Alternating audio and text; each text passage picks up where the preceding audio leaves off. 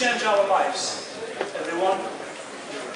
Viva Palestina transformed our lives and the lives of many families across the UK.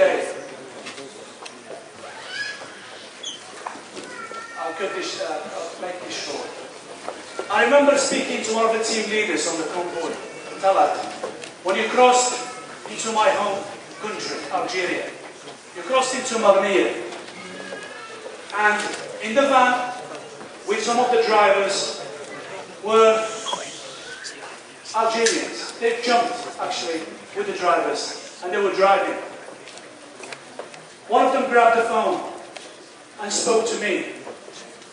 And he said to me, "Brother, we wish Israel was on our borders.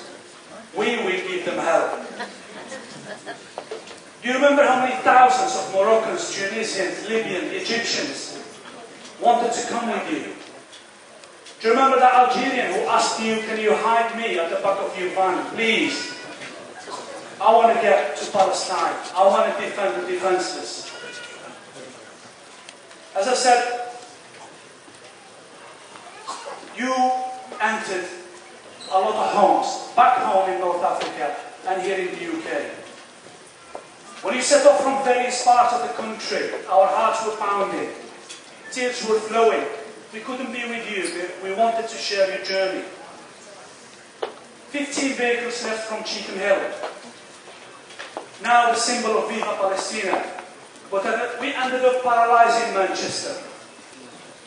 One scene will stay with me forever is when the police escort abandoned our convoy right at the heart of Manchester on a rush hour on a Friday. Crazy Danny, the Algerian taxi driver, stopped traffic and parked his car sideways in the middle of Princess Street. He didn't give a damn. The police, this madman. 1 minute my wife was by my side behind the fire engine, and next minute she was at the top of the bloody fire engine, waving a flag. We were all unstoppable. Mancunians stood in disbelief what was happening to their city. What we did that night is unforgivable.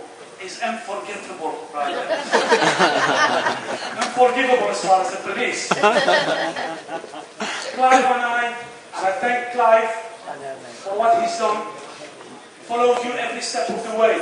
We were waking up to the various news about your journey, staying up to the early hours, monitoring your progress, taking calls from various members, from various freelance journalists. We are grateful too. The website took our lives.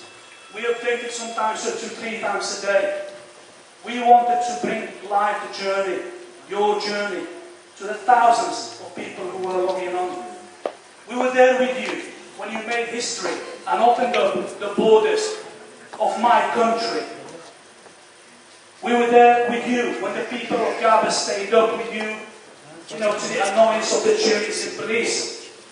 We were there with you and we shared your grief when Suad, the martyr, the Palestinian journalist martyr, passed away trying to reach you.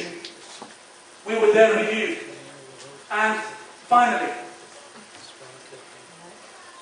a message to Sister Ridley.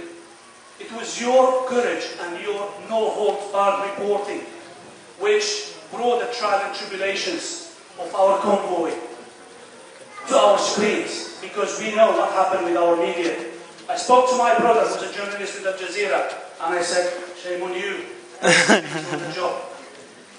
And finally to George, Zinedine will be, without a doubt, a proud son of a great father. A father who commands the respect of humanity, of 1.4 billion Muslims. We salute you, and I would like to read you the message that you probably read already from Dalal al-Husseini, Muhtadi. I welcome you as a Palestinian brother of mine. I think Mother Palestine is weeping today with joy, not sadness, for having such a son a hero that along that many long years suffering refused to forget.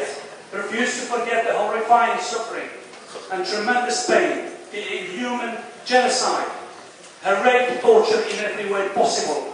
And you kept going and going until justice and defeat of the siege prevailed. So, this is not just a victory for Mother Palestine, but rather a victory for humanity. I salute you, my friend, for all what you did and continue to do for my people. We cherish you, admire you. You are in our hearts and minds now and always. Jazakumullah. Jazakallah khair. Okay, right. 2 minutes and we've got to vacate the hall. Barakallahu feek. I'm in the next.